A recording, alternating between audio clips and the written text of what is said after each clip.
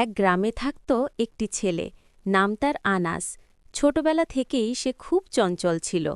নামাজ, কোরআন এসব তার কাছে একেবারেই বিরক্তিকর লাগত। বাবা মা অনেক বোঝালেও সে কথা শুনত না। একদিন আনাস বাজার থেকে ফিরছিল।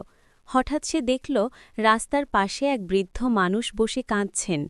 কাছে গিয়ে আনাস জিজ্ঞেস করল, চাচা, আপনি কাঁদছেন কেন?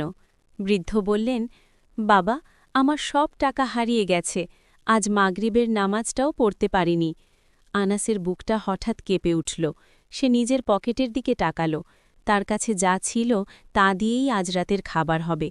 তবুও সে এক মুহূর্ত চিন্তা করে সেই টাকা বৃদ্ধের হাতে তুলে দিল। বৃদ্ধ অবাক হয়ে বললেন, আল্লাহ তোমাকে উত্তম প্রতিদান দিন বাবা। মনে রেখো, আল্লাহ কাউকে খালি হাতে ফেরান না। সেদিন রাতে আনাস ঘুমাতে পারল না। বৃদ্ধের কথা বারবার মনে পড়ছিল। প্রথমবারের মতো সে আল্লাহর কাছে হাত তুলল। হে আল্লাহ, যদি আপনি সত্যিই আমাকে দেখেন তাহলে আমাকে সঠিক পথ দেখান। পরদিন ভোরে আনাস ঘুম ভাঙতেই আজানের শব্দ শুনল। অজান্তেই তার চোখে পানি চলে এলো। সে উঠে অজু করল, জীবনের প্রথম ফজরের নামাজ আদায় করল। সেই দিন থেকেই আনাস বদলে গেল। সে নামাজে মন দিল, কোরআন পড়তে শুরু করল, মানুষকে সাহায্য করাকে নিজের আনন্দ বানাল। বছর কেটে গেল। আনাস আজ একজন ভালো মানুষ, সবার প্রিয়।